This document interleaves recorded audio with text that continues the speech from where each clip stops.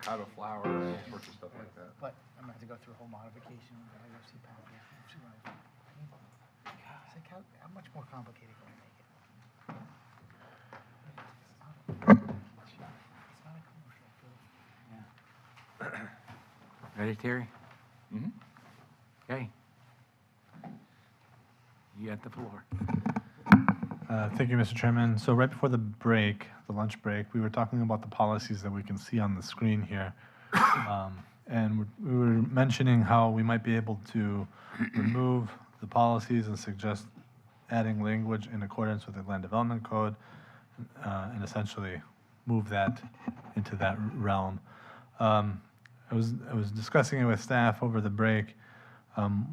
I just wanted to clear this with the Planning Commission on the idea.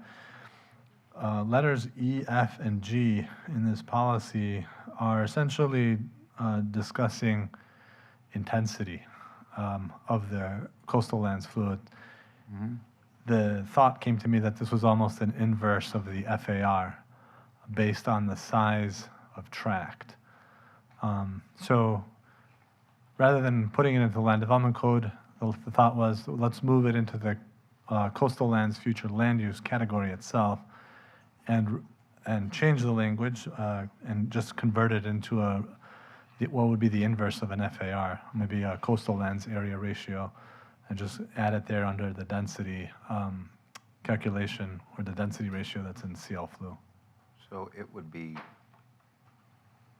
more like lot coverage rather than FAR, but if we're talking about open space, because if you have multiple floors on a building, Yeah, it would be, yeah. It wouldn't go, you couldn't, but I understand you. extra tall palm trees are not allowed. Yes, uses in coastal lands are fairly limited anyway, so you're probably not going to get many buildings No. in the coastal lands. So I think what you're basically saying is that for those uses in the coastal lands category, you don't want them occupying more than X amount of the land. Right. I do agree with you, that's better articulated in the description of coastal lands in grows than trying to put it in here. And I suspect if you had had that requirement in grows listed where you were talking about putting it, I don't know that the concern would have been raised. Sure. So Okay. I don't have a problem with your strategy, but I don't know about the rest of the planning commission. Any questions about it? Anybody? So we're talking about leaving the specific requirements in the comp plan with the acreage and percentages and things like that, as opposed to moving it to the LDC, just moving it to grows instead of. Well, I think what he's saying is that if you, and this is kind of hard to have this discussion without having grows in front of us, but every future land use category has to have a maximum FAR. I think it's actually required by state law that you have that. So I think what he's saying is that this requirement is effectively functioning as the FAR for the coastal land use category. Okay. Like FAR does sort of function as a maximum lot coverage. And that has to be defined in the comp plan. Yes, FAR. that's normally embedded in, the theory being that you have to know, former DCA, now the Department of Commerce, they want it to be predictable to somebody who owns that land, how much of it can be developed. What's the intensity or density allowed in that flue? Mm-hmm. You can't really have that just be a mystery. Like, so I think what Terry's saying is that this effectively is that density. This is effectively a density intensity limitation more so than an open space requirement. Now, Okay. he probably needs to reword it Yes. so that it's more focused in that, but that's his basic argument. That- Is that That makes But sense. I would agree with you that it is better placed in grows where that is one to go look to see what are the maximum allowed densities and intensities rather than Of all the future land. running to the adapts chapter to try to find that. Makes for a more user-friendly comprehensive plan. Correct. Okay. So, which, without having grows in front of us, that's a little harder to see, but I think, assuming Terry rewords it properly, it'll make more sense when you see it in grows. Yep. Right. Okay. That's all that I had. I just wanted to recap on the last piece of the conversation before the lunch break. Okay, thank you.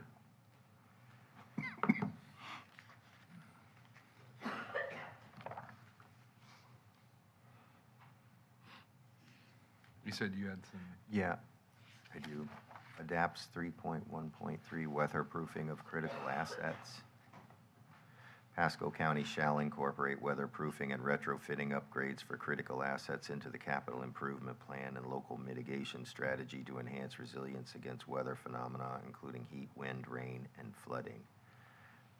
I'm not opposed to those things on the face, but are we committing the board to something here that they may not want to necessarily commit themselves to?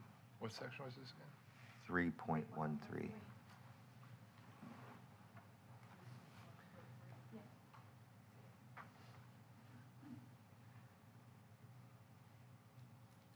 It's like someone could claim, and if they didn't come and incorporate weatherproofing and retrofitting, someone could say, well, you're in violation of your comprehensive plan, you didn't do these things.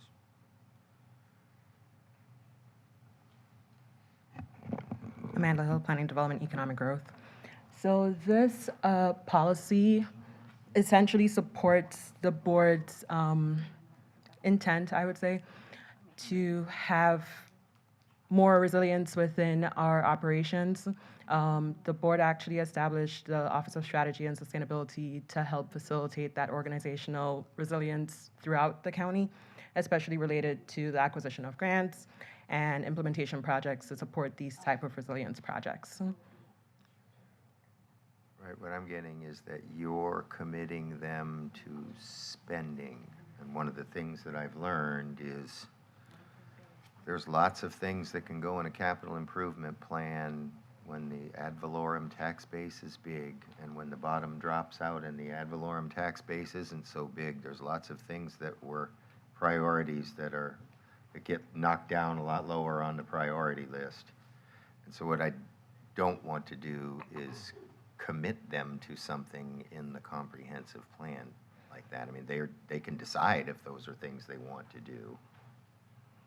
Understandable. I think there's also another side to it as well.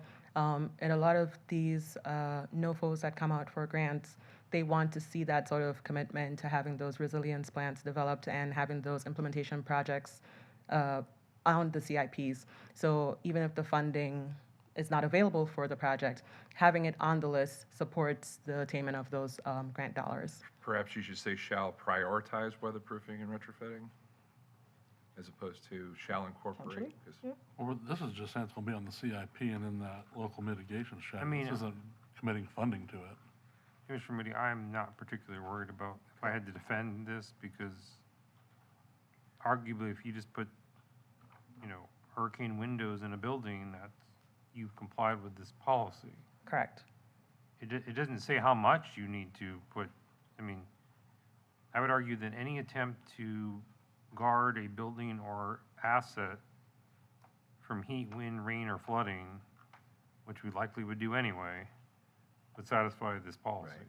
All I'm saying is that they're committing the board, you shall put this in the CIP. Well, they can decide what's in the CIP. I understand the board can do it, I'm just saying that I'm not particularly worried that somehow this is gonna get used against it. I could easily defend, if anybody tried to argue that we didn't comply with the comp plan, it would be incredibly easy to defend. All right, Because it includes any protection against heat, wind, rain, or flooding. so it's like air conditioning. I would argue, yes, that if it's got an air conditioner, it's protecting against heat. That might be a little bit of an extreme, but Sandbag. One sandbag. if it's got a drainage facility, it's protecting against flooding. Moving on to the next one, 3.1.4. Pasco County shall evaluate and update its utility standards to require all new sanitary sewer facilities in the coastal high hazard area be flood-proofed or designed to reduce leakage of raw sewage during flood events to the maximum extent practicable, and new septic tanks shall be fitted with backflow preventers. First of all, we should not limit ourselves, if we're going to flood-proof sanitary sewers, we shouldn't limit ourselves to doing that in the coastal high hazard area alone. That should be in any place that is subject to flooding.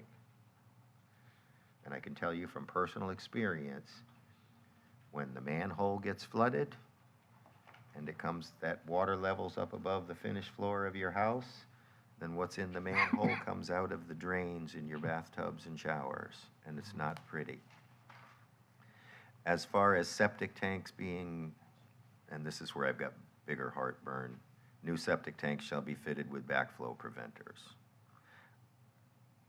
Pasco County does not regulate nor permit septic tanks. That's a power that the state has, DEP, and it's delegated that authority to the Florida Department of Health. And I'm going to tell you right now, speaking as an engineer, I have zero interest in putting a backflow preventer on a septic tank. If I want to guarantee a toilet clog, that's the best way I can do it. Mm-hmm. So I don't know who came up with that, but they probably should consult with some people who do this for a living first. Well, But we don't regulate septic tanks, is my point. so do we know how this, because this is a new comp plan policy. Can't blame this on the old comp plan. And this has been discussed at this, So, this is the third time I've brought this up, because this has been discussed at 2 other meetings on this section outside of this forum. well, and it's also arguably regulating through the comp plan. Like, there's no, that last clause particularly. Yes. I mean, the first part is just saying That's evaluate and exactly what I was update. thinking, Okay, well, stop right here. I don't think that's really regulating through the comp plan. but Right. The last clause clearly is. Oh, yeah. So, So we can stop the sentence after practicable and delete the rest of that. The new septic tank. Okay. And then what about addressing floodproofing outside of the coastal high hazard? high hazard area too. Right, we should be doing that in any flood-prone area.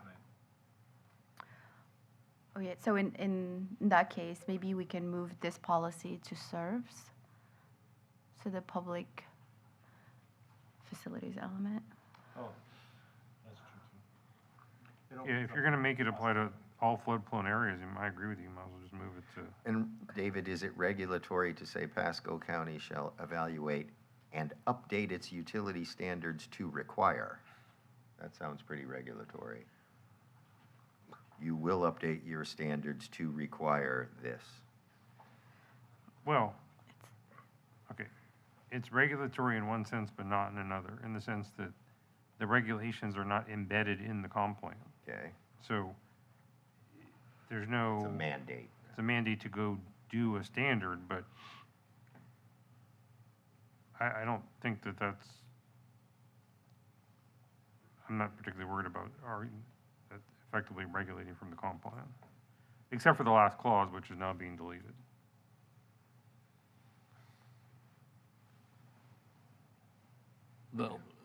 What now would be the last part, to the maximum extent practicable from a legal standpoint? What does that mean? From a cost standpoint, from a, That's something that would be addressed in the future update to the utility standard. I mean, I don't have a problem with that. I agree with you, it's not particularly well defined, but since it's talking about a future land development regulation or standard, you can define what that means when you do the future Okay. standard. Yeah. that's fine, I just wondered.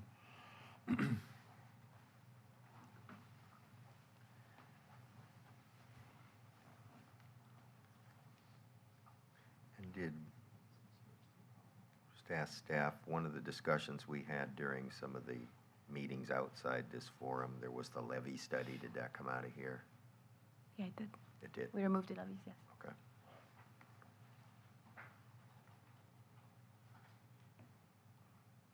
So Oh, we also removed the green infrastructure policy.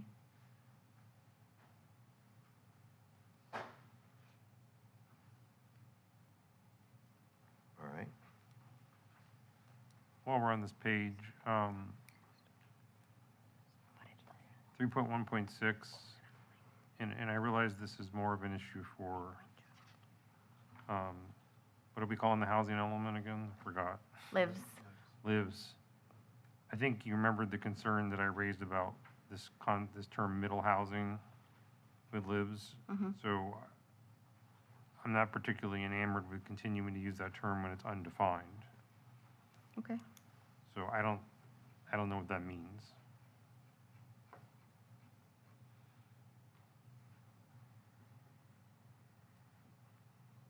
So call out the housing types instead of just saying. Well, I mean, you can delete it from here, because I mean, I'm not sure. Either that or be more specific about what you're trying to accomplish in these vertical mixed use. Yeah, I'm curious about this. What is it that you're trying to accomplish with the policy? It almost seems like it's trying to get to two different things. One is you're trying to get to flood-proof them, but then you're talking about like the benefits of vertical mixed use. So I'm not sure what the real, like is the goal with this policy to get more vertical mixed use? So the floodproofing was the main focus of this policy, specifically in terms of allowing businesses to, and housing that may be associated with mixed use, to be able to be more resilient in the face of flooding. Right, but why only vertical mixed use? Like, I mean, like, what if it was just a regular apartment complex? You don't want to flood-proof those? They don't allow floodproofing for residential structures. It would have to be commercial. FEMA does not allow it through NFIP. Okay, well, why not commercial developments? We could include commercial. It just seems like And you're singling that's out why- vertical mixed use. And Yeah. I don't know why. So there are two separate ones here. 3.1.5 speaks to non-residential, so that would be the commercial ones. And then 3.1.6 specifies vertical mixed use. Okay, but 3.1.5 I view as more guidance and incentives. That seems to be a different concept than,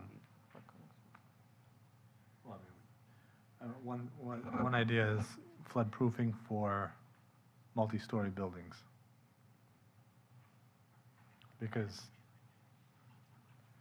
when you're floodproofing, you're typically floodproofing a building, not necessarily a development site. Although you're building a detention pond, yes. But you're trying to preserve the buildings more than the overall site. if the purpose of this is just trying to promote floodproofing of multi-story buildings, I think you just need to say that. That has really nothing to do with introducing middle housing, increasing economic value. Multi-story. Those are things that might be helpful for vertical mixed use, but have nothing to do with floodproofing. Non-residential. Yeah, multi-story non-residential, I mean, just in general, aren't a lot of these, which mixed use would fall into. For me, mixed use should be in grows. Yeah, I agree. If that was the intent, was that we want to promote more vertical mixed use development, wouldn't belong in this. I would just tell you, as a matter of practicality, I understand what you're trying to say is in the coastal high hazard area, it would be difficult to have vertical mixed use because your ground floor is subject to flooding. So under Can't use the, ground under the flood regulations and the FEMA regulations, you got two choices. You can either elevate the floor of the building to 1 foot above the base flood elevation, and of course, if you're at elevation 4 and the base flood elevation is 13, well, that doesn't promote a shop at store level where somebody can walk on the ground and look through the windows and shop in the shops and the things that I think Terry's trying to promote. But I would tell you, as a practical matter, if you're at elevation 4 and you want to flood-proof the building to 1 foot above the base flood elevation, that's 10 feet of flood proofing. We would tell you that you couldn't afford the building at that point. If you need to flood-proof a building 3 or 4 feet, that's easily accomplished. Well, and we've got a guy in Hudson right now that is trying to do a rehabilitation center that's got all kinds of problems trying to meet that requirement.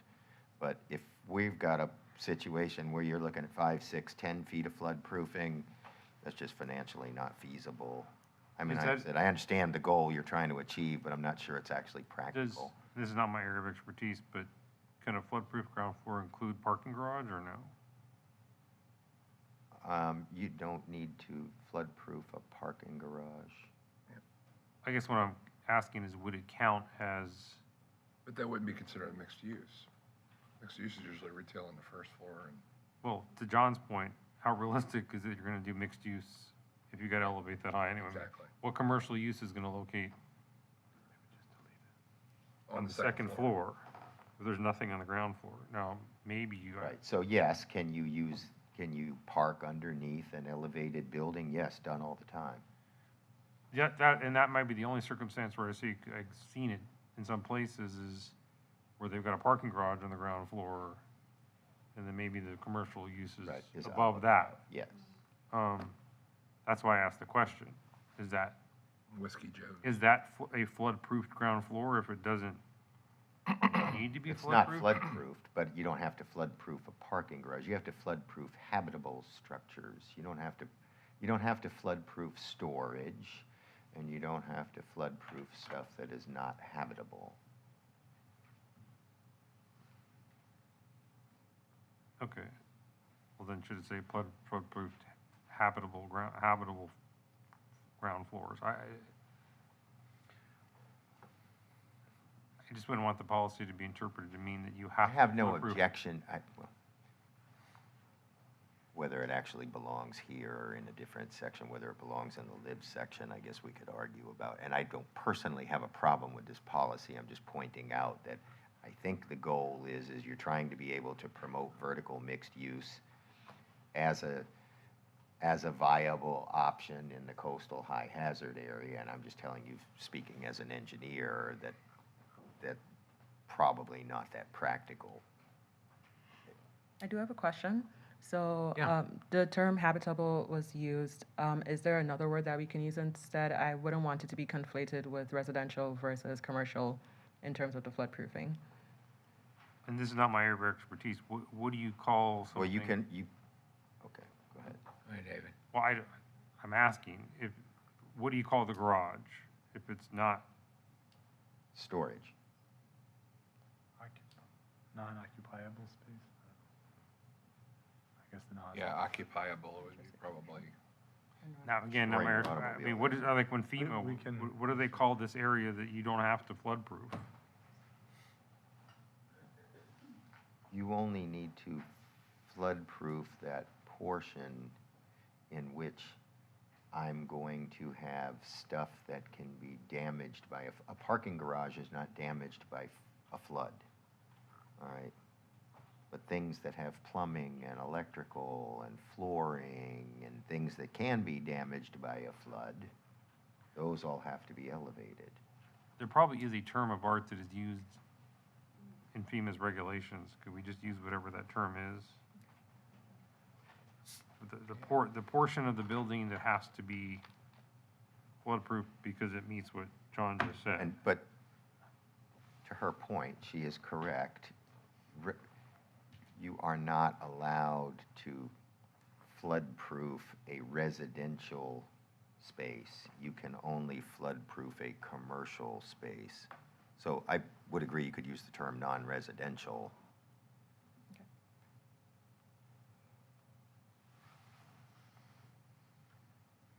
Okay. But I No, just think the you'll only point I'm find as trying a to matter make of is practicality that you're not going to achieve that. The only way I see this being achieved in this area is with a ground floor parking garage. Am I right or wrong? could be storage too. Like Or storage, I self-storage mean- or something like that. You could have a. Right, but I think what looking at it from Terry's point of view. What he's looking at is, I've got this Clark Street out to Hudson Beach, and wouldn't it be nice if I could have some shops at ground level and some apartments up above the shops? And I don't think there's anything wrong with what you're saying. I'm just merely pointing out that that aspiration is probably not practical. It's not that we should ban it or anything like that. I'm just saying that if you're trying to achieve that, it's probably not a practical thing. Flood-proofing is a difficult thing to do. And if you can think about, like, when you go to Home Depot or Publix and the doors slide open, well, what do I gotta do to flood-proof that door? Well, that's why, to me, the more practical solution would be, don't bother trying to flood-proof it, put parking underneath.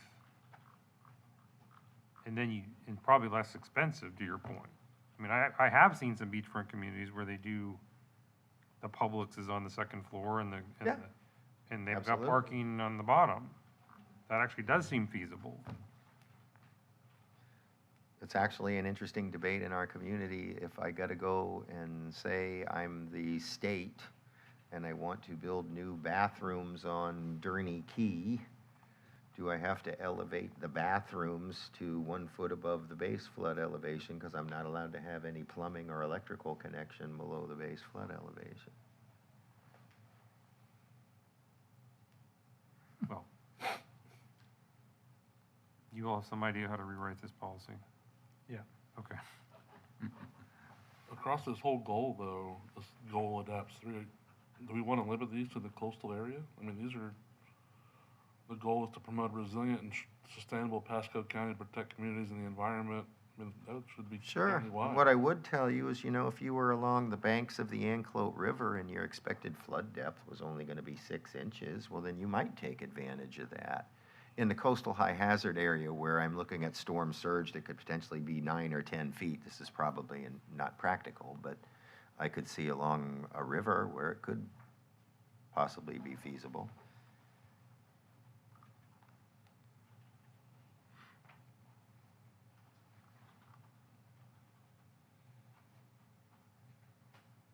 But does this whole goal need to be moved somewhere else so it applies to the whole county?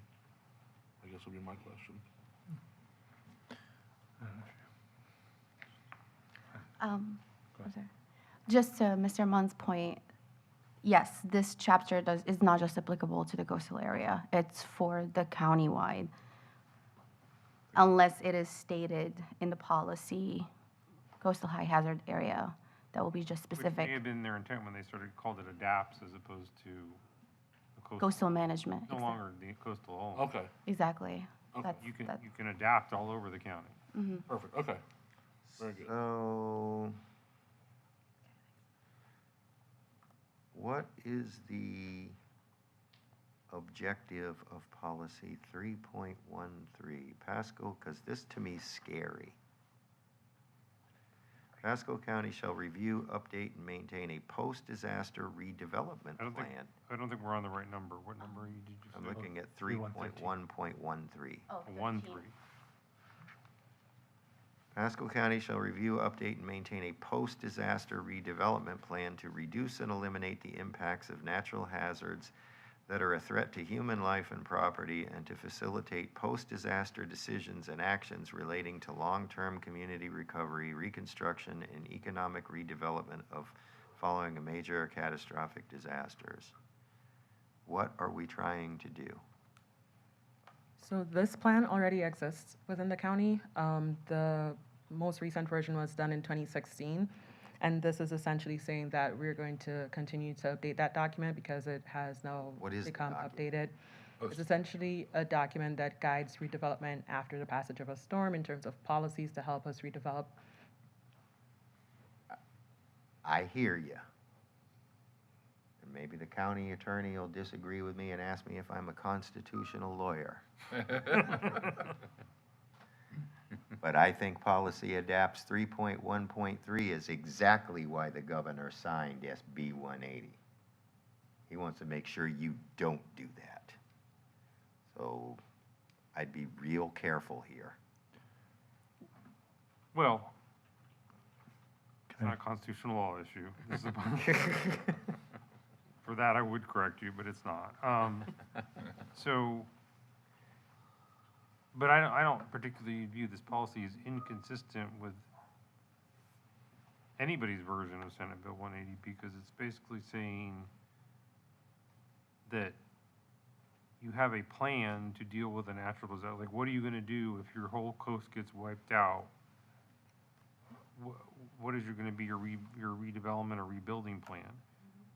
It's not saying that, I don't view it as regulatory, so I don't think it could be more restrictive or burdensome.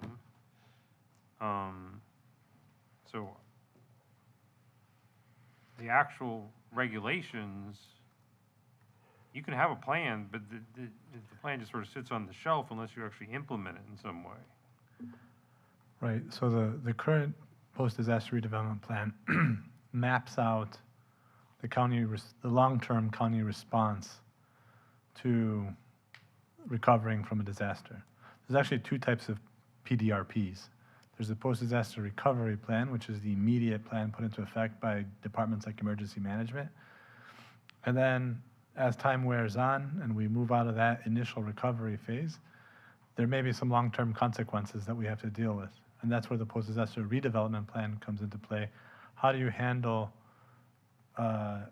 substantial damage? For example, you saw the substantial damage signs in the building when Building Construction Services was dealing with all these permitting issues that they had to contend with.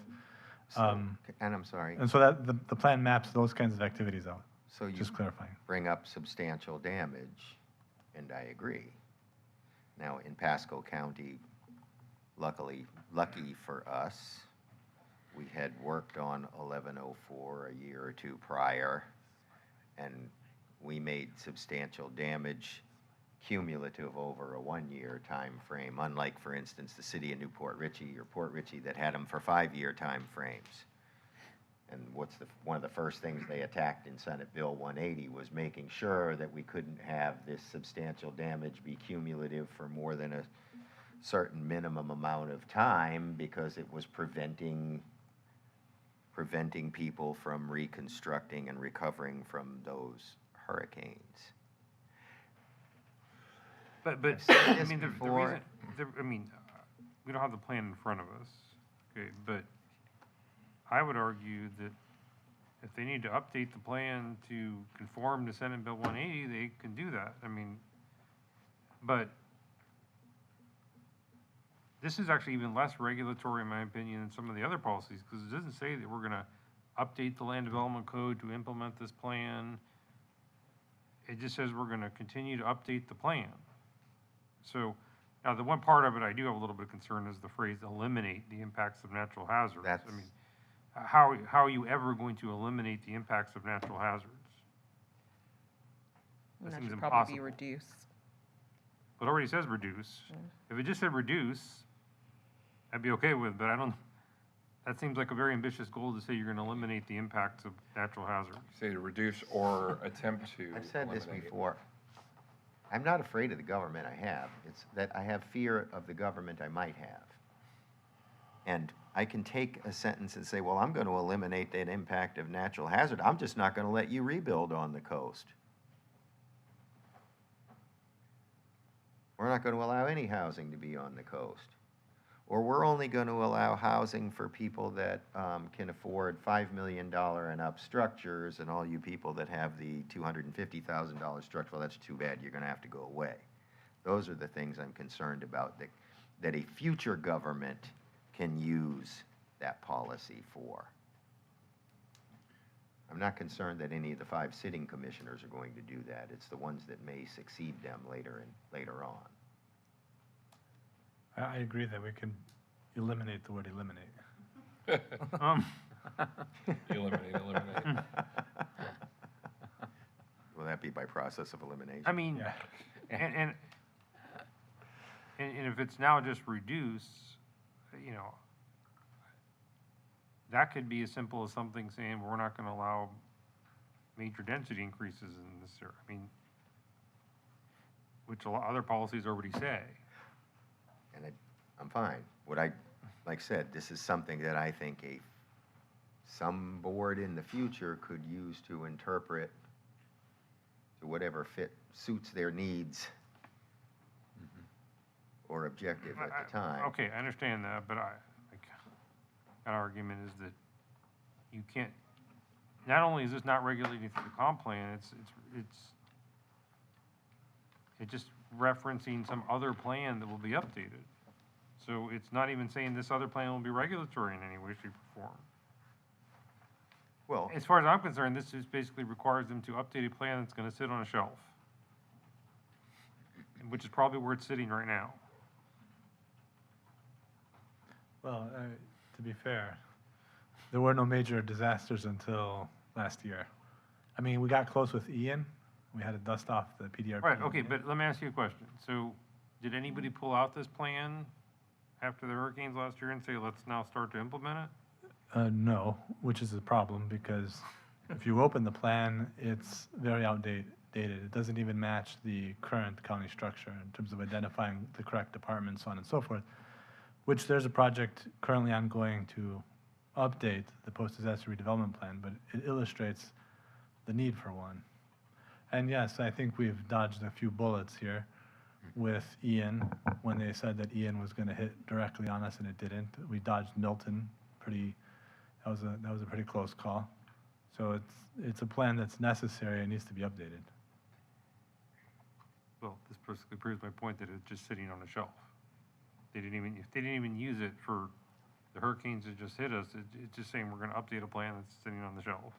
Now, maybe they will actually start using it, but doesn't mean they have to use it in a regulatory manner. well, then that's my concern, is we don't know what's in this plan, do we?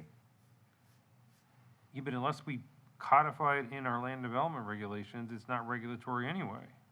Yeah, it's just a plan. It's just a plan. It actually has less force than our comp plan.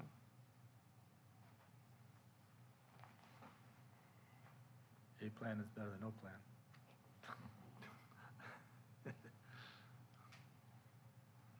So they say. I mean, if you want to make it crystal clear, we could say maintain a non-regulatory, put the word non-regulatory. That would be great. Okay. Why did you say that in the first place? That's all I. John and I need to argue for 15 minutes before I find Nope. a solution. And I'd also like to mention that in the task order that was prepared for this item, like Terry mentioned, it's currently being updated. There is language in there to ensure that Senate Bill 180 is considered as the documents being updated. All right, if you could put non-regulatory before post-disaster redevelopment plan, I think that. Do you want to keep eliminate in there, or just? No, get rid of that too. Yeah. I agree with Terry to eliminate. That's not because it's regulatory, because it's impossible to achieve. Correct. I mean, I get it that a comp plan's aspirational, but that's a little too aspirational.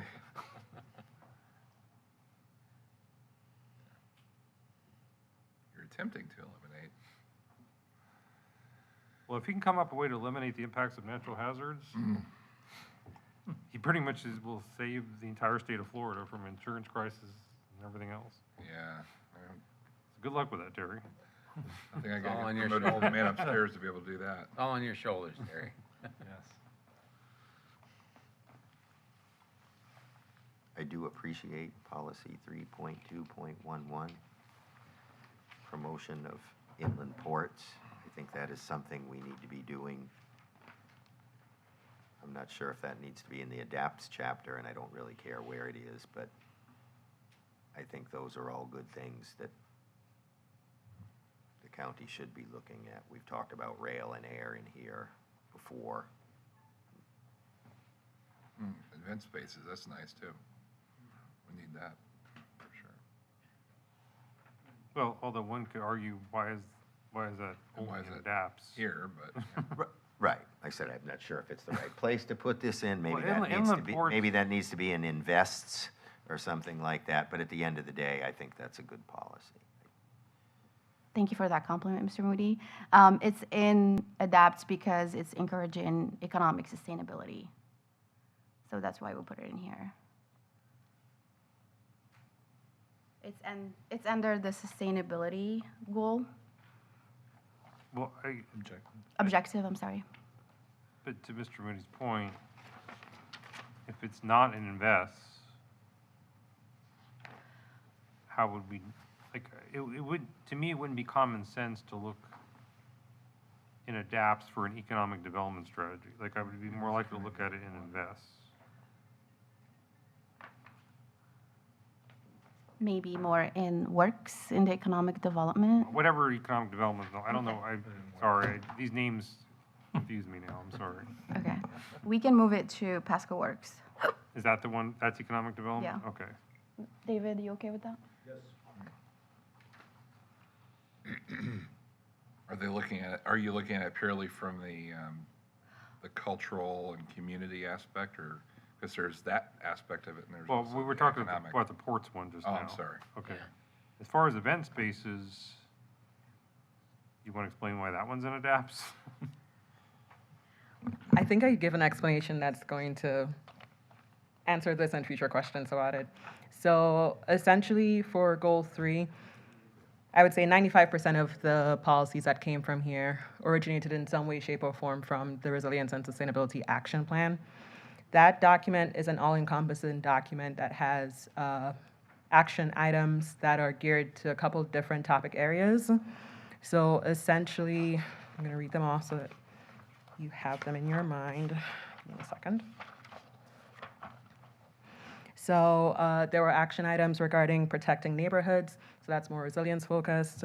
Well, Adapt. So, yeah, I understand what you're saying, but just because it's an action item doesn't mean it has to go in adapts. Agreed.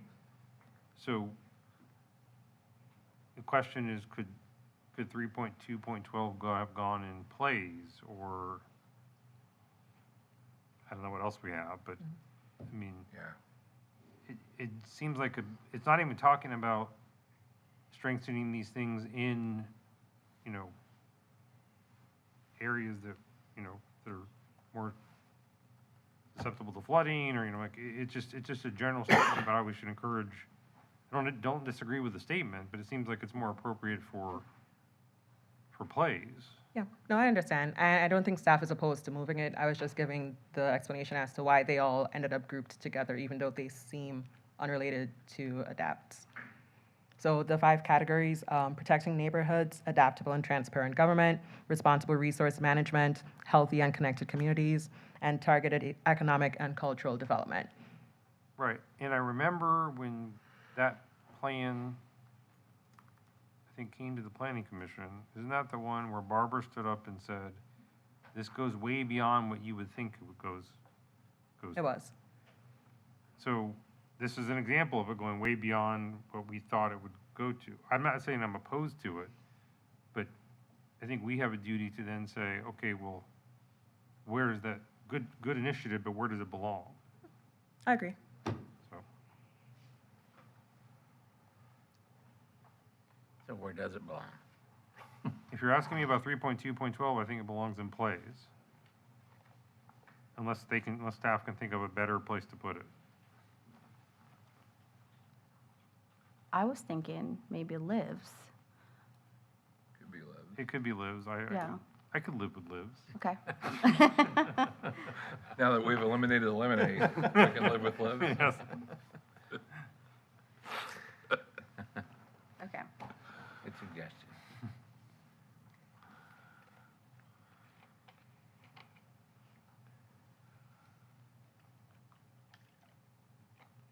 Okay. Anything? No? What else you got, Mr. Moody? Why's it gotta be him? Okay, what else you got, planning commissioners? Don't forget, we have a whole nother element. Yeah, right. It's nothing I would throw out of the comp plan. I'll just ask, what is equitable access to a diverse and healthy food system? Can you give us a policy number? Yes, please. 3.2.8. 8. I find it to be a harmless policy. Food I just, assessment. what does all that mean? So a food assessment, as defined by the USDA, includes a collection of various types of data to provide answers to questions about the availability of existing community resources to provide sufficient and nutritionally sound amounts of culturally acceptable foods to households in the community. So this is essentially supporting that effort in terms of having food available to persons from various backgrounds, whether it's persons suffering economic hardships, persons who are able to go to Publix, or they're living in a food desert that they don't have access to that. Basically collecting that data and trying to devise ways to improve that. Okay. We'll see how the new future mayor of New York City does with that effort. I don't care whether you keep it in or strike it out. That seems like a policy from the previous administration that the current administration probably wouldn't agree with, but Yeah.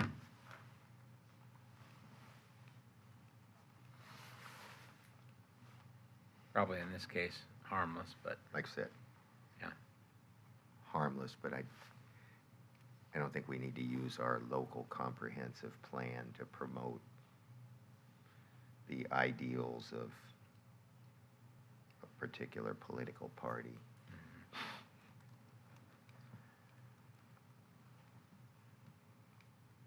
Other than that, I don't have anything more on this section. Anybody else? Yeah, I've got a couple. I'm gonna go all the way back to the beginning because we just jumped in earlier, but in the introduction, we use the word ensure again as far as the purpose of the chapter, to ensure responsible use. And we talked about using promote, and when we looked at conserves, we'll look at that again here. And then policy 114 for the Nature Coast Aquatic Preserve, we talk about ensuring that the preservation efforts are consistent with its management plan. I don't even know if we have that ability. Do we control the Nature Coast Aquatic Preserve completely? Isn't it multi-county? We have natural resources to address that. Sorry, can you repeat your question? Looking at policy 114, it says that we're going to continue to ensure that the preservation efforts of the Nature Coast Aquatic Preserve are consistent with its management plan. I just don't know that we have the, Right, yeah, I think just a word, it just need to be up to Yeah, change the word little from word. ensure, Yeah. sure. pretty easy. And then this might be for you too while you're up here. Where is it? Development incentives, and would want the board's input on this too. We're talking about providing development incentives and for clustering, preserving wetlands within the coastal marsh ecological planning units. Are those wetlands important enough to take a stronger position on those to protect? Like, I mean, and I'm not sure. I mean, looking at the coastal marsh ecological planning units are mostly wetland, mostly what is considered what we call now class, Which policy? I'm sorry, 119.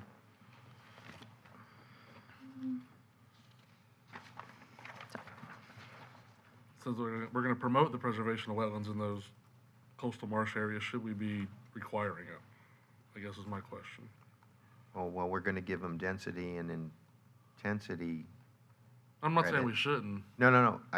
We're gonna give them density and intensity credits, but we just went through a policy and spent how long on it, and how we're not gonna Right. put any utilities or bridges or anything out Right, there. yeah. What's the point? Right, that's a good point too. I just, could be a wording thing. To me, it just read as maybe we should be a little more, and maybe we don't have to because of the other policies.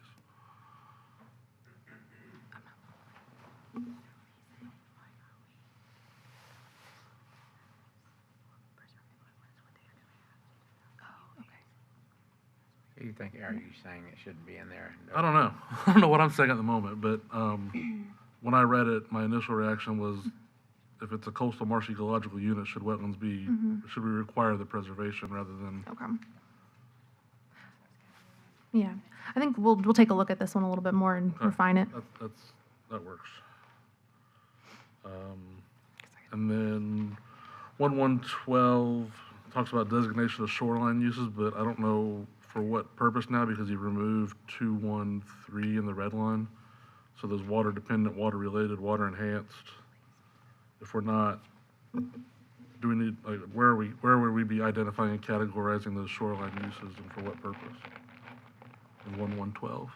So 213 was struck through because these are pretty much just definitions that are already in the glossary. Okay, They did not need to be a policy. That's why it was struck through. okay. So are we basing any policy on those categorizations anymore? Perhaps in the, I mean, we might be in the LDR, I don't know.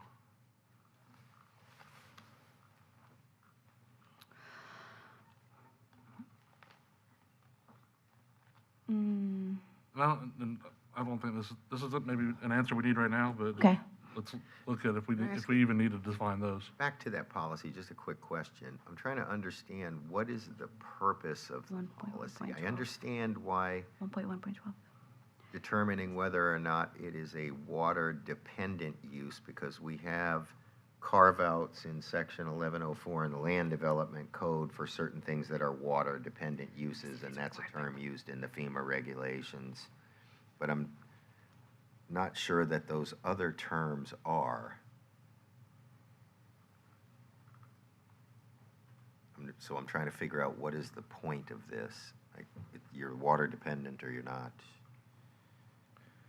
for the purposes of the things that are in the Land Development Code. There's a difference in the terminology when it comes to water dependent, water related, and water enhanced uses, and non-water oriented. And I understand that, I get that, Yeah. that I understand the nuance of those, but for what purpose and intent? That's what I'm trying to figure out. I understand the purpose of determining whether it's water dependent. We have specific regulations that deal with water dependent uses, but I'm not familiar with any regulations that deal with water related, water enhanced, or why we even worry about non-water oriented. Do you have the definition? She's pulling up the definitions right now. You want it?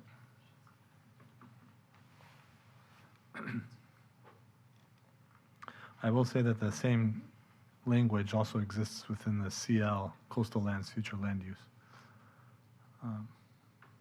Well, it may, and just, Yeah. like I said, for what purpose?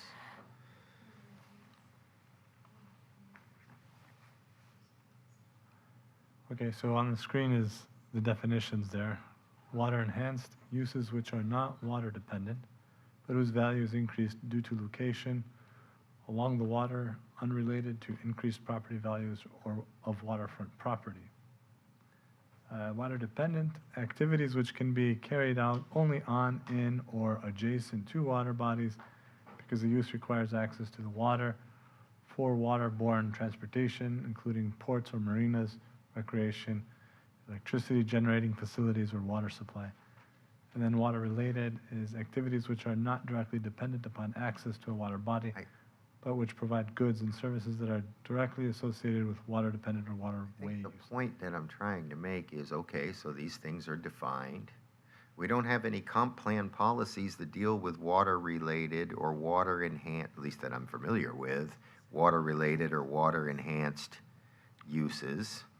We do have regulations that deal with water-dependent uses, but so that's what I'm trying to understand. Okay, you've defined these things, and we've got this policy that says you'll identify them, but to what end? For what purpose is this? We don't have any other regulations or policies that even use those terms. Amy Toll, Planning and Development. So the only area in the comp plan that the reasoning why these are defined in the glossary is because these are specific uses identified within the coastal lands FLU. But yes, I think what you're saying, based on there aren't really policies that help us to kind of direct where or how to treat these, are they're not really existent right now. So. With the exception of the sub-area policy to Sunwest Park. Correct.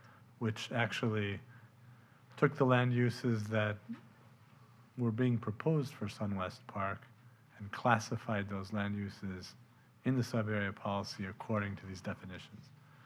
So that produces some sort of precedent in terms of how you would shake out a land use decision in a coastal lands area.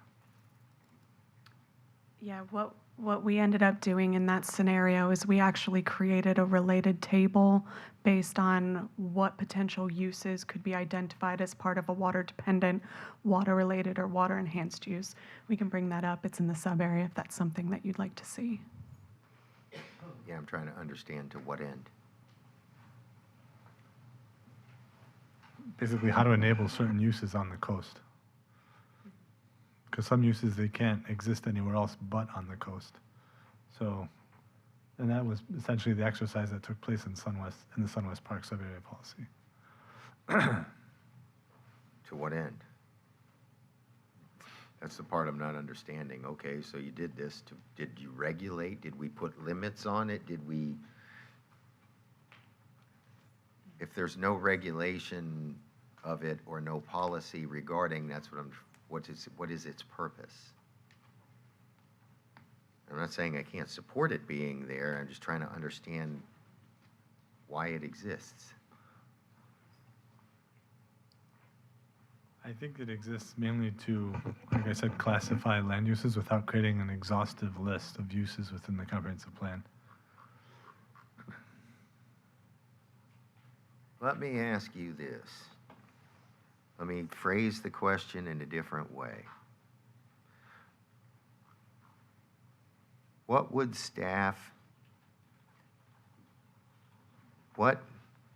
restrictions, regulations, prohibitions, design criteria might staff apply in differentiating a water-related use versus a water-enhanced use?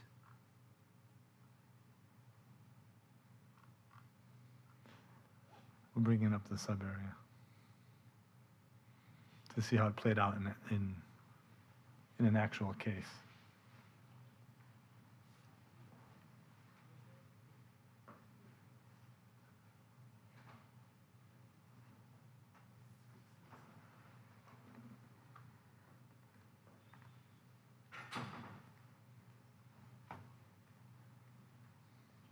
The table. Yeah. So in the case of the Sunwest Park example here, there were a certain set of land uses that were desirable for the park, and the justification had to be made against the comprehensive plan. This is an existing policy, so it's in the coastal element right now. And in the creation of the PD sub-area, where these land uses were then articulated and determined that a restaurant or an event space, so on and so forth, food establishment is a water enhanced. And then an aquatic or retail activity is, a water dependent. Aquatic recreational activity is a water related. And then other things like hiking and whatever else might happen is considered open space. And then if you scroll, Patty, down. Terry, I'm laughing up here because why couldn't you just say an approved land use in the Sunwest PD is a restaurant, a hotel, and Because what does it have to do with whether it's? It was originally CL, and we were maintaining the intent. PD doesn't just wipe everything. Well, it could wipe everything out underneath it, but if you want to continue maintaining the original intent of the comprehensive plan and then enhance its ability to do more, the PD would be the vehicle to do it. And the map there shows the application of the division of land uses in the area. And that's basically how it worked out in this particular case. Okay. I don't know if you want to show the Trying to map. figure out how that changed anything, but.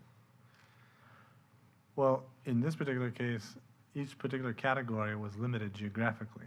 Only water-related could go in a certain part of the park. Only water-enhanced could go in a certain part of the park. It didn't want to go everywhere because if you put it all over the place, you could potentially get something you don't want over on C, which is further out into the marshy areas. couldn't you have just said in Zone A, you can have a hotel, a restaurant, whatever else was listed, and C is open space? I just,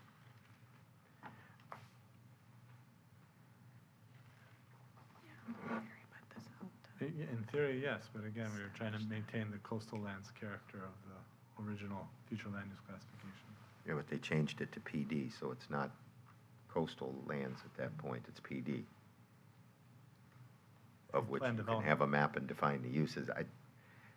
I don't care. I'm just asking, I just literally see zero purpose for this other than for you to stand up here and say, look, I defined this as a water-related and water-defined water. It serves no purpose. We can approve a hotel and a restaurant on A, and we want C to be open space. It's pretty simple. But I don't want to waste any more time on it.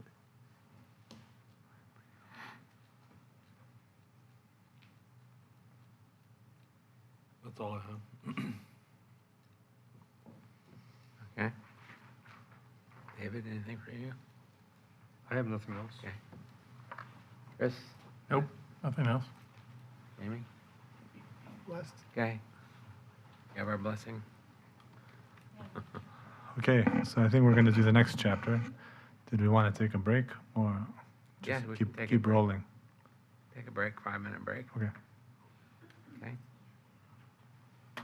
I'm merciful. Last time you took off without us. I know, well, you know. Took your own break. Merciful, yes, patient, no. Declared an emergency. Chuck the Merciful. That's right. We're gonna refer to you now, I like that. Chuck the Merciful. It's got a nice ring to it. I like that too. Tell my wife.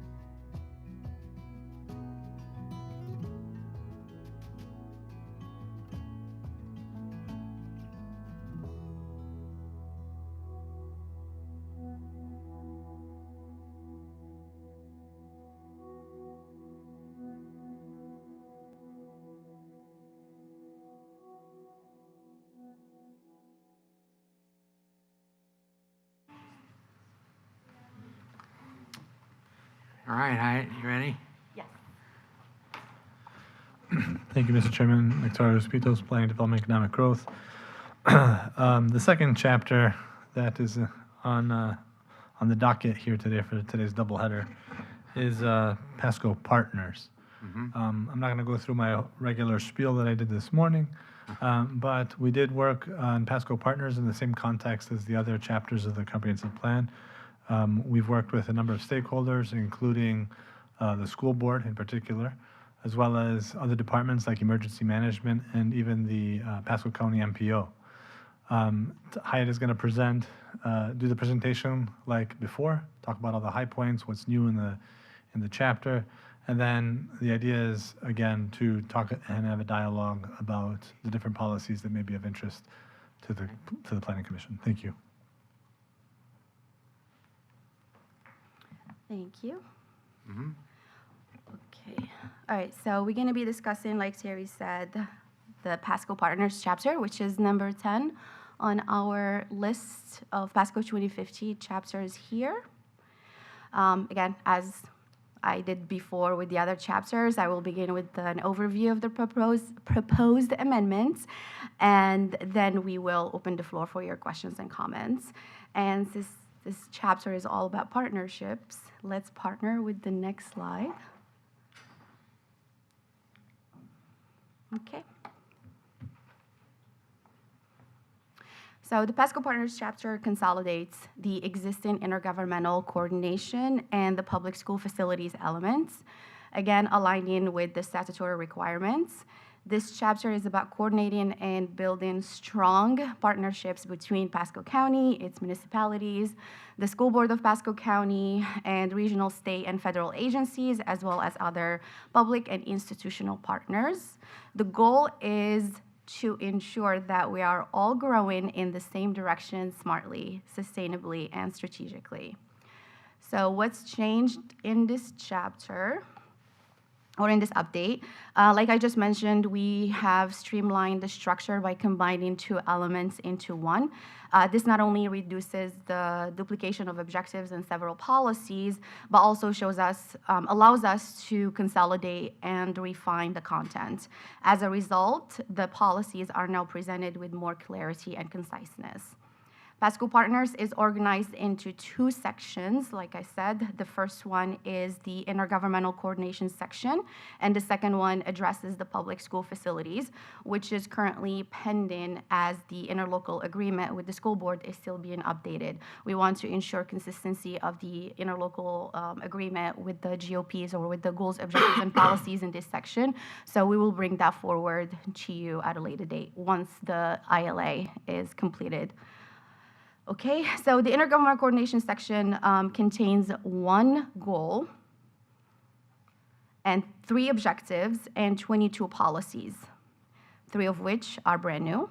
We have updated the policy language to reflect current regulations and practices, and we have clarified who's involved and what happens if there's a disagreement, because even the best partnership need a good plan to resolve disputes. This slide highlights the new policies we're proposing in the Pasco Partners chapter, more specifically the intergovernmental coordination section. The new policies are all under Objective Partners 1.1, which focuses on coordination with municipalities and adjacent local governments on interlocal agreements, annexation planning, service delivery coordination, and conflict resolution. Policy Partners 1.1.8 is intended to ensure that Pasco County works collaboratively with key transportation partners, namely FDOT and Pasco MPO, as well as municipalities, to identify funding priorities to improve our roadway infrastructure. Pasco Partners 1.1.9 is about coordination to address affordable housing needs, and it is designed to promote collaborative strategies to secure funding for affordable housing development and promote a geographically balanced distribution of affordable housing opportunities. And finally, we have Policy Partners 1.1.13, coordination to identify locally designated historic landmarks. Pretty much outlines Pasco County's intent to work collaboratively with local stakeholders to preserve our cultural heritage. And that's the end of Pasco Partners, the intergovernmental coordination section. Okay, any questions? Floor is yours. Questions? Not yet, I guess. Just before we dive into it, I'll say we use the word ensure again in the intro, and it scares me. I know, I said it and I looked at you, because but we will change ensure. I did that on purpose, Mr. Munns. Of course. Thank you. Keep me on my toes. That's Good. right.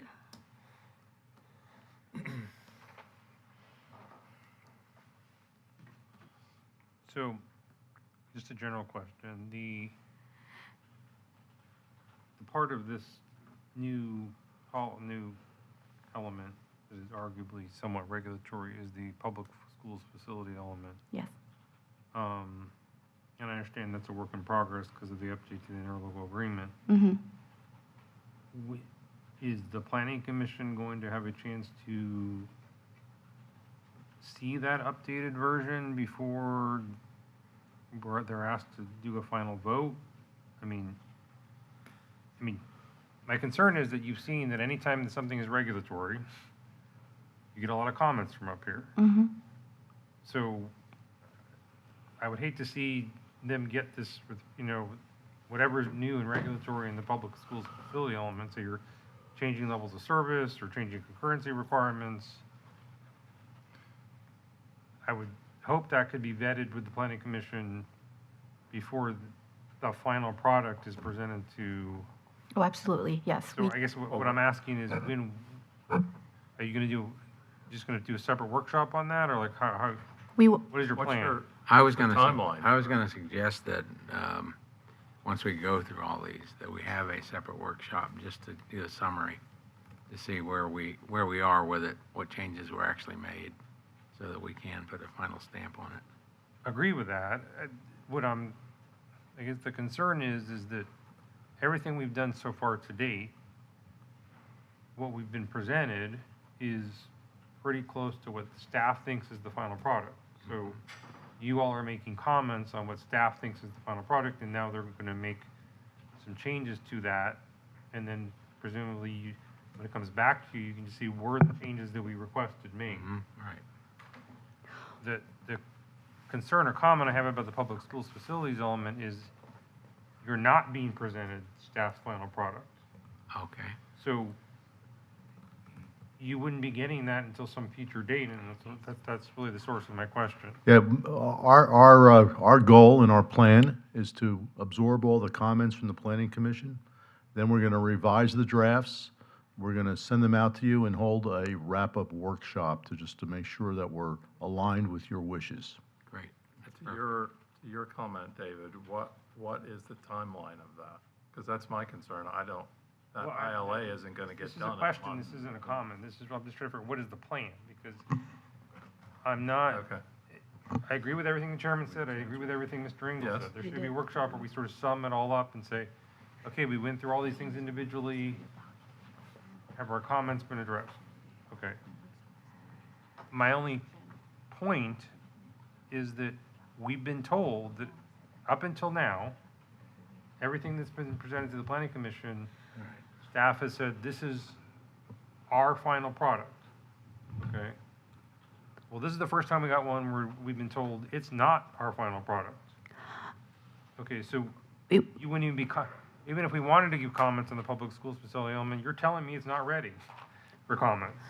And I hear you, and my concern is, yes, we're working on the ILA, but that's not something that's, I'm looking at Morgan too, that's gonna happen. Right. It's not gonna get done in a month. So I don't know what the timeline of, This is why I'm having the discussion. Yes, I want- good. I want to know what is our plan, because what I don't want to happen is we get to this final workshop, the one that Chairman and Mr. Engel talked about, and now Planning Commission is seeing a public schools facility element for the first time that they've never had any chance to comment on.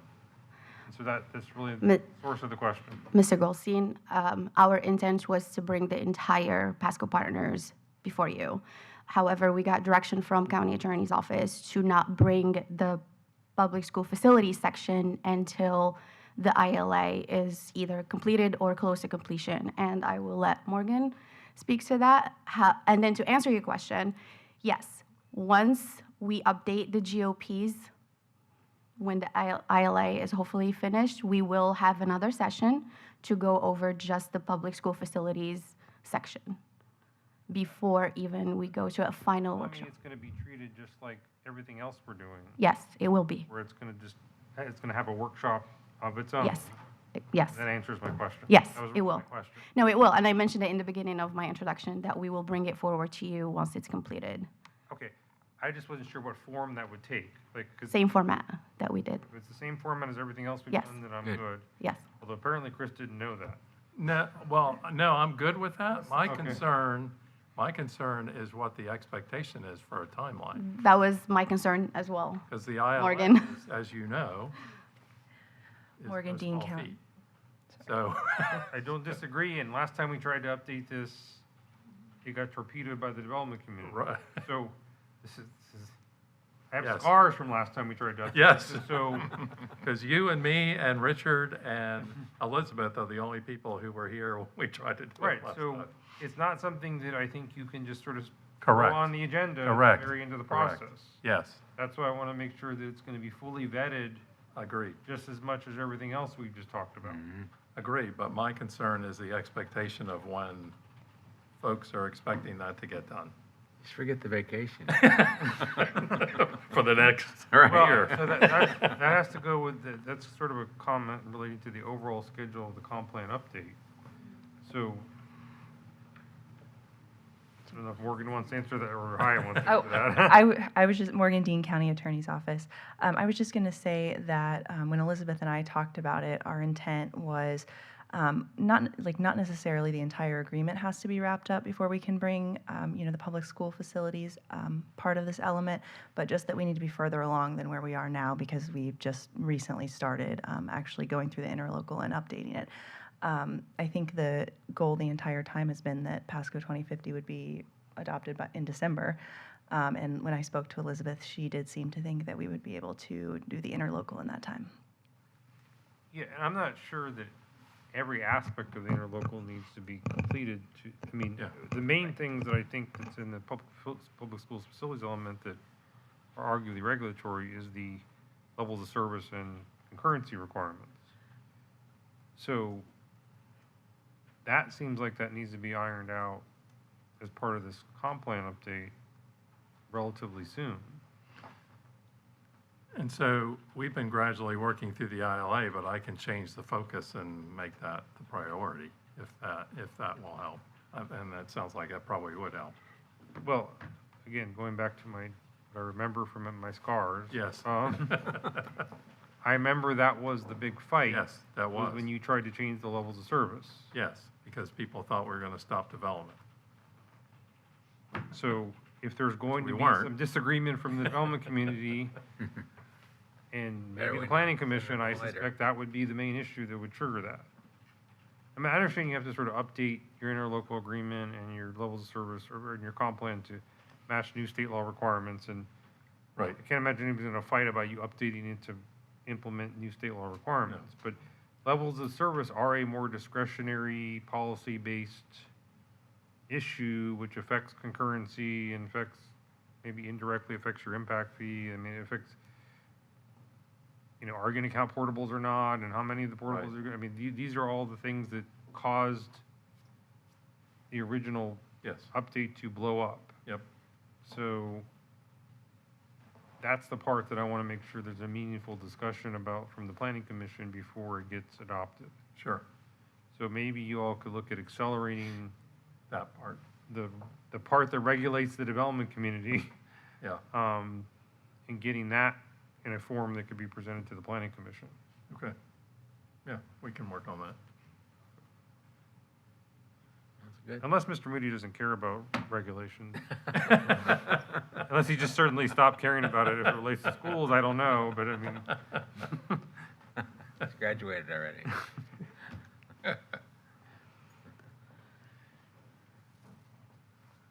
Okay. Do we have any questions about the new policies that we added? Can you put up Yeah. the text of just the new ones you've added?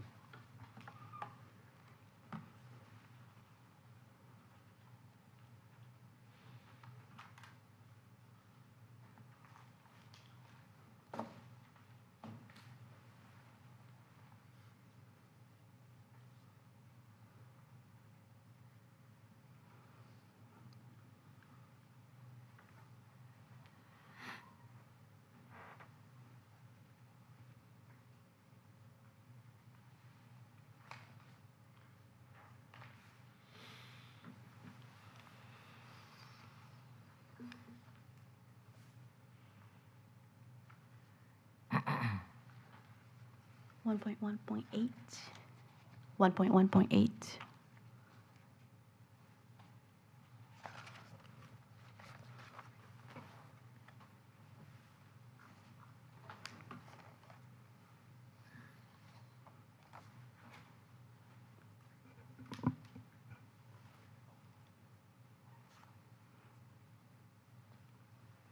Looks good to me.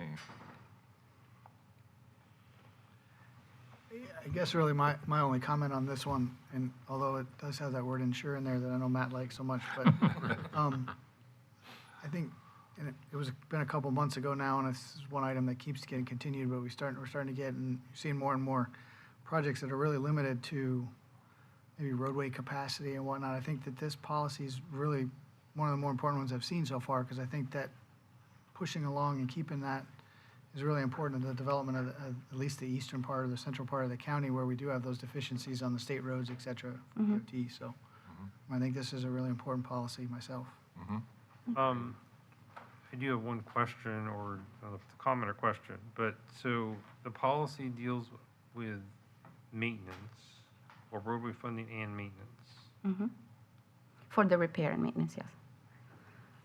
So if it's repair and maintenance,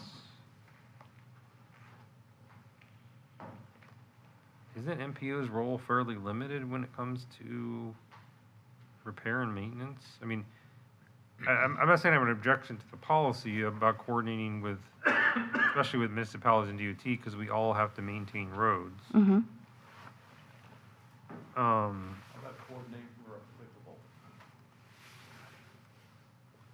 But in all my time on MPO, it's fairly rare. I mean, MPO's main job is to prioritize capacity projects usually. They're not usually focused on repair and maintenance. So I don't know what the thought process was about including MPO.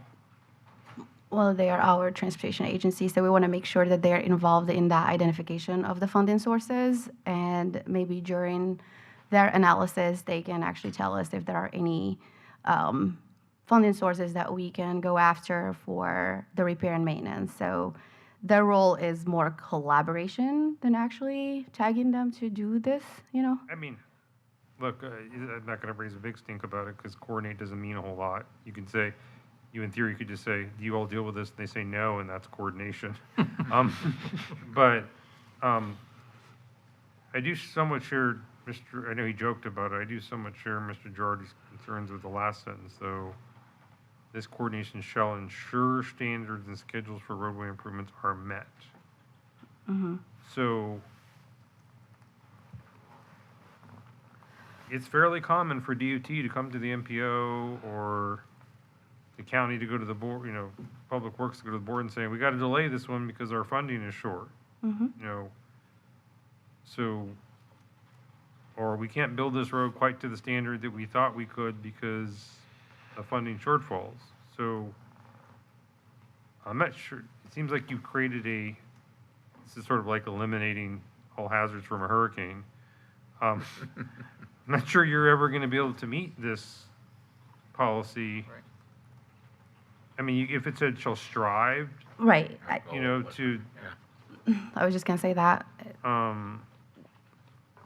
shall strive to Meet the meet the standard standard schedules, for right. roadway improvements, Right. something like that. I don't have a problem with you trying your best, but I can in reality, this almost never occurs. We delay road capacity projects and maintenance projects every day of the week. Right. And sometimes it's for circumstances beyond our control, hurricane hits or, Mhm. you know, there's a sinkhole that opens up, whatever it is, and you can't control everything that would ensure that schedules and standards are met. We can certainly change the language of that last sentence or maybe completely strike it if that's gonna be a limiting factor. But the intent of that last sentence is to, as we're going after those funding sources, we have to keep in mind that there is a schedule. So, The other thing I will tell you, and this is where things get a little awkward, I almost hate to say it, there have been times when, and I realize this is about the coordination with municipalities, there have been times when our board and municipalities have disagreed about the priority for road improvements. So,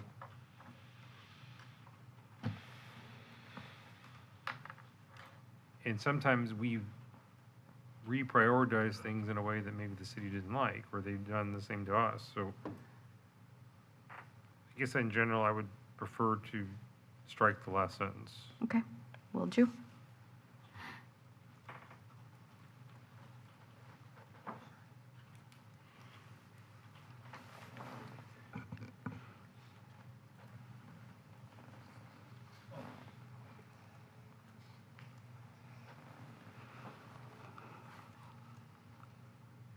Okay, it's stricken. So I see those two you added, what was the third one you added? I have 1.9, which is coordination again with, Any issues with the 1.1.0? okay, good. What was the other one? The other one is 1.13. 1.13 is about the coordination to identify local historic and cultural resources.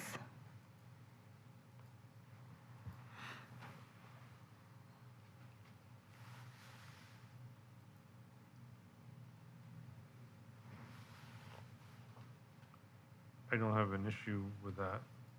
The, Sounds good. Yeah, looks good to me. Okay.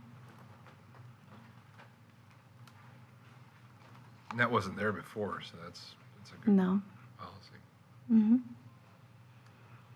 Having once occupied a historic building that has been remodeled, unfortunately. Hits close to home.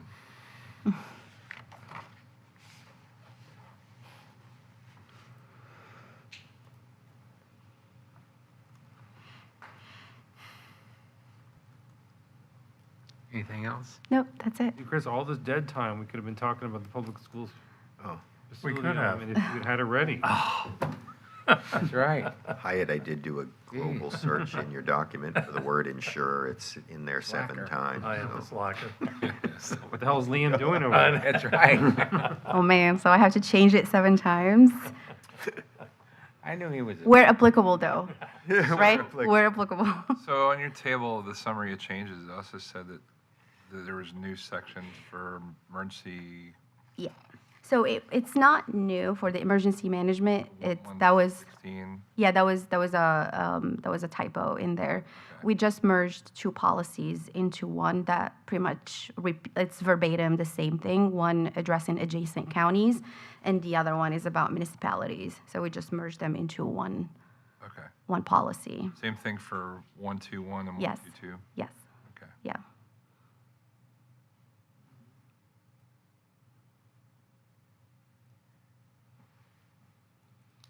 Okay, is there anything else from anyone? And we will come back with the public school facilities. Okay, great. Good. Okay. I think that, Yeah. and Thank you, planning commissioners, for your time. We appreciate the feedback we've gotten today, and we will make the revisions and come back with a final draft. Final. final. Final.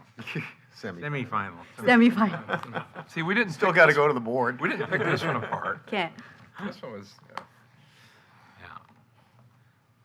Once David gives us the blessing, the 2 Davids. Well, It's hard, I'm grateful and blessed to work They- it's hard for even Mr. Moody to complain about coordinating with other governmental agencies. Don't challenge him. This is David Squared approved. Yeah, right. Yeah, right. Now we have David Allen also. Oh, David Q. Oh, Yeah. boy. All right. So I don't guess we need a motion, do we? No, I You think you don't, can, you actually should not be making a motion. Okay, don't make any motion. No motion. All right. you can just Sit still. declare the meeting, declare the workshop adjourned. Bang the gavel when you're ready to leave. That's right. Whoa. Yeah, if that's all we had to With, do. yeah.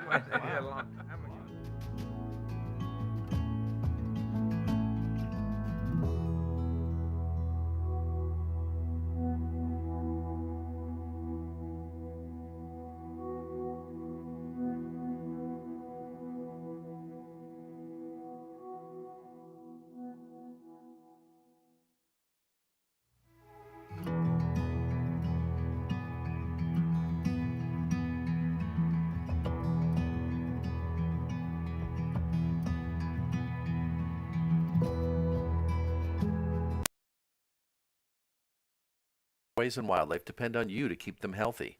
Excess fertilizer, grass clippings,